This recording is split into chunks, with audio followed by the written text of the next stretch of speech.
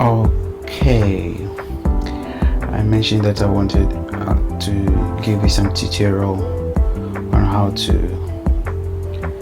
use Photoshop. So these are the basic things you can look out for if you want to start. Okay, if you're new, if you're a beginner. Since I have been using this for a while, so you can see my recent opened document here. Okay, but if you want to start a new one, you come to create new and you find it under home. So create new, you click on it and it opens this box for you. And if it is new, you won't find any custom made. So if you want to make your own template, you come here.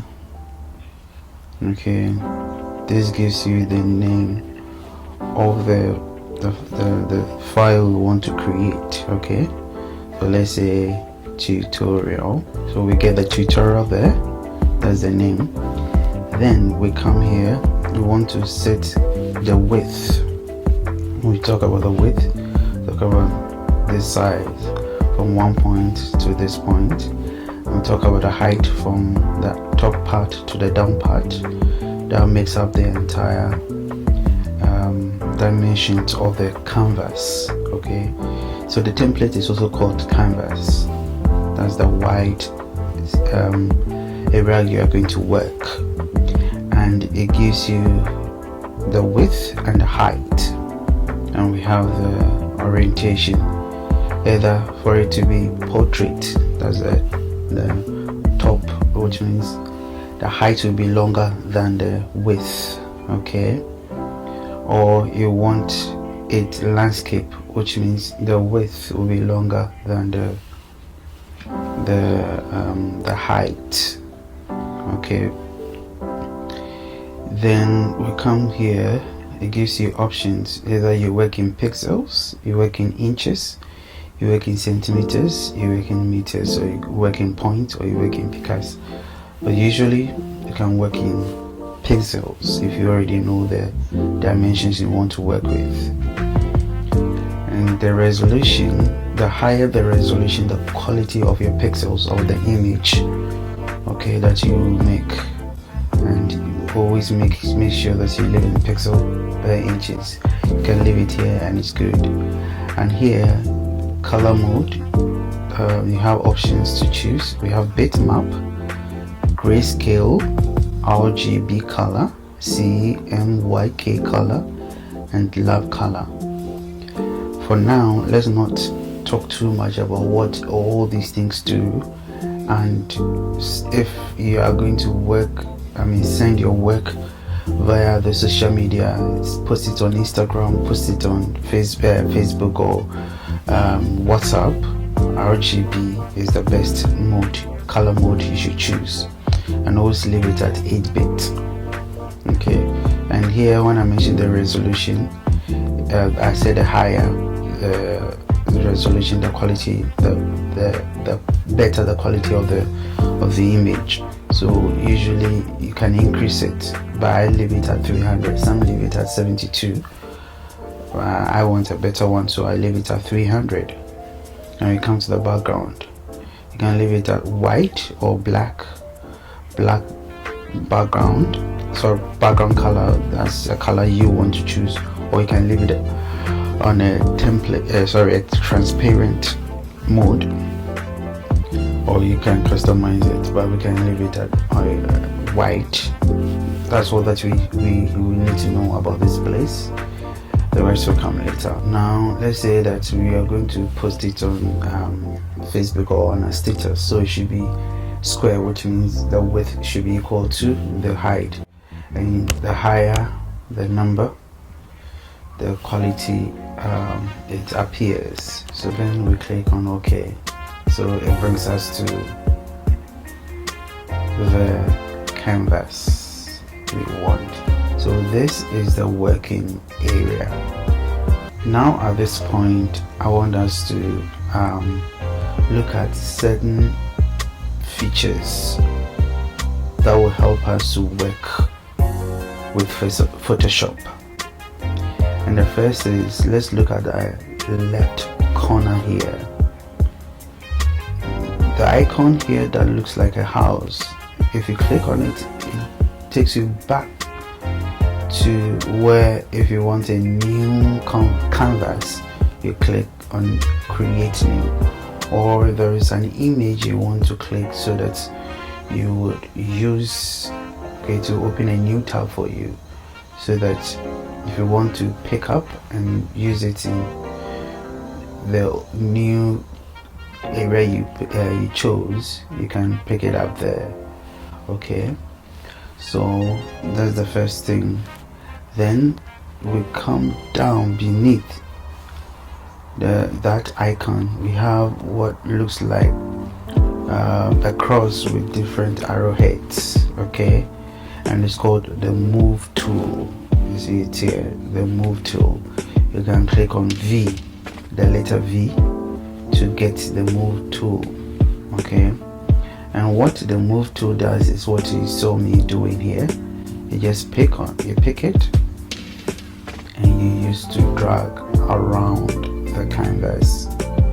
Okay, so you click on the item or the image to move it to different part of the canvas. So if there is an item I want to drag to this part, that's what I do. And it also helps you to resize the image. Okay, immediately you click on the image, it gives you the corners where you can use to drag around. Alright, so that's what the move tool does. Then we have what we call rectangular marquee tool.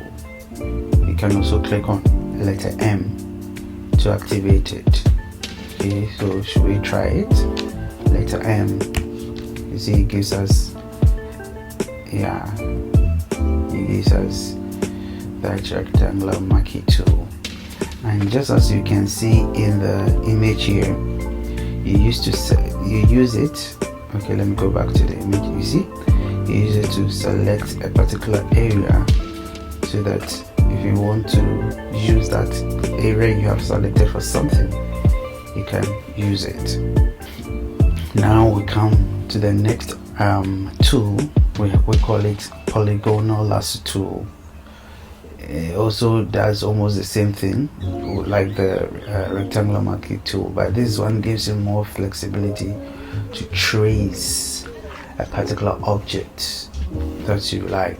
Okay, so now we have the image here. Okay, and with the polygonal lasso tool, when you click on it and you bring it to a subject or an image, you see it gives you the flexibility to trace around. Okay, you click and you move, you click and you move, you click and you move, you click and you move. It gives you that flexibility to move around. Okay, so you go around and you make a full kind of if it meets, okay, it goes, you click one, then you move, you click one, then you move, you click, then you move, you click, then you move, and you come back to it. You see it turns to a circle beneath it, then it closes it up. Okay, so that's the rectangular lasso tool. It gives you the flexibility to move around. Alright, so let's go on. So let's go straight. Let's go to how to import an image into Photoshop. So let's say if you want to import an image, where your file is, okay, you go, you click. So this is where my file is. Let me pick a picture and you drop it. So you see immediately you see the plus sign, it means you can use it there. And you drop the image, and after you drop the image where you want it, you click OK to accept it. And let's realize that, let's come here, this is where we call the layers. So we have the background, and anytime you do anything where your last image, where you last highlighted, or you see when I click here, this white background is highlighted. When I click here, this image is highlighted, which means the next time I want to drop any other image or a text, it will come on top. So if my highlight is on the background, if I drop anything, it will go behind the one that is under it. Okay, so you see it's gone, you cannot see the text. But let's say that I bring the image up. You see, now you can see the image. So it's like building. When you build on it, the one on top is the one you can see from the top. Okay, all right. So as you build, you see more. Okay, so this is how to bring in an image. Okay, this is how to bring in an image. Alright, so if you want to work on an image, this is the way, this is the image. If you want to make it smaller, you go to the corners, okay, you bring it in, you make it smaller. If you make it bigger, you drag it out, and it enlarges it for you. And bear in mind, the area where you see you can work has been earmarked for you, which is the white place, So if it goes beyond the white place, which means some part will not be seen after you are done with your design. So make sure that where you want to be seen is always showing within the space, the white space. Alright, okay. And I didn't go through all of them, but this is the text tool. We have the horizontal type tool. So now let me give you an assignment. At least we have had some lessons up to this point. So your assignment will be 1. I want you to create, I told you this, let me hide this. This is the canvas, okay? This is the canvas. So I want you to create a canvas of 2000 by 2000 and import an image into it. Alright? And let me see.